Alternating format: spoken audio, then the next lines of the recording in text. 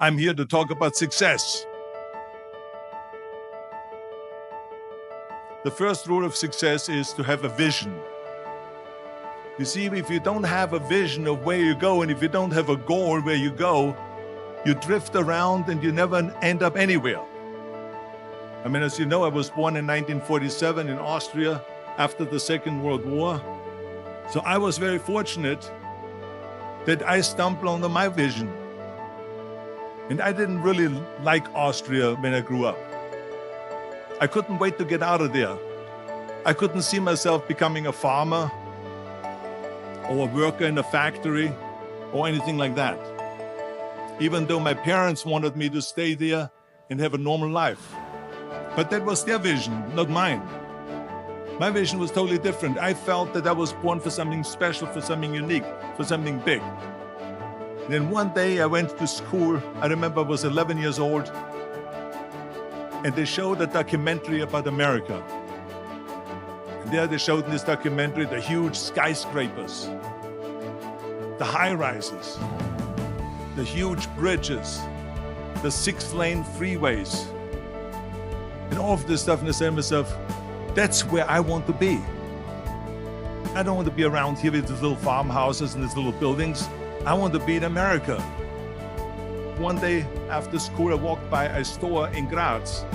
So I went inside and I looked around, and then I saw a magazine. I saw a bodybuilding magazine that had Reg Park on the cover. Reg Park was then a 3-time Mr. Universe. And I saw him on the big screen as Hercules. I read that and I said to myself, wow, this is the blueprint for my life. This is exactly what I want to do. I want to become a bodybuilding champion just like Reg Park. I want to get into movies just like Reg Park. And I want to make millions of dollars and be rich and famous just like Reg Park. You know how great it felt that I knew where I was going? Imagine the majority of people don't know where they're going. I knew where I was going, that I'm going to become this bodybuilding champion just like him. So it was just a question of how do you do it? I was so relieved, because when you have a goal, when you have a vision, everything becomes easy. So people always ask me, when they saw me in the gym in the pumping iron days, they say, why is it that you're working out so hard? 5 hours a day, 6 hours a day, and you have always a smile on your face. And I told people all the time, I said, because to me, I'm shooting for a goal. In front of me is the Mr. Universe title.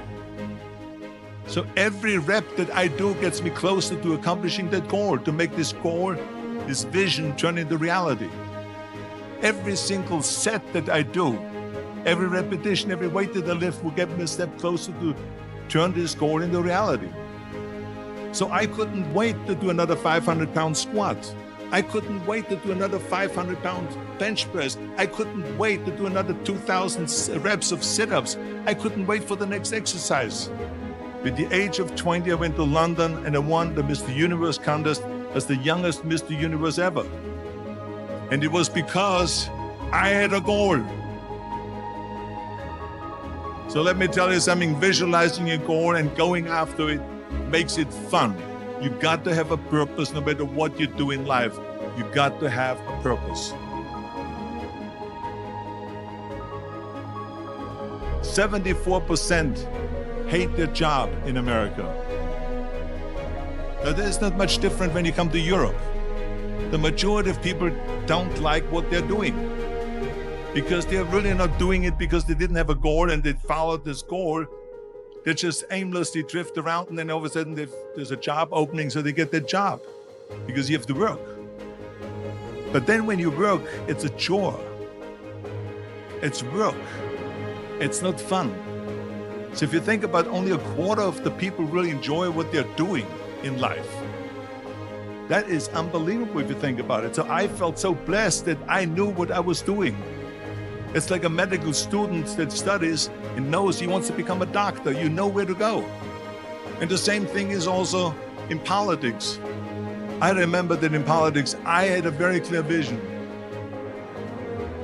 that I will be the leader of California. This is as far as I could go because I was not born in America, so I could not run for president. So being the governor of the fifth largest state, I should say the largest state, the fifth largest economy in the world, was for me really the ultimate title, the ultimate accomplishment in politics. So even though people came up to me and says, why don't you go and run for something smaller, you're never gonna make it. I ran for governor, and then 2 months later, I became governor of the state of California. Again, because I had a very clear vision what I'm gonna do with California. So that's rule number one, have a vision. Rule number two is, don't listen to the naysayers. Don't listen to the naysayers.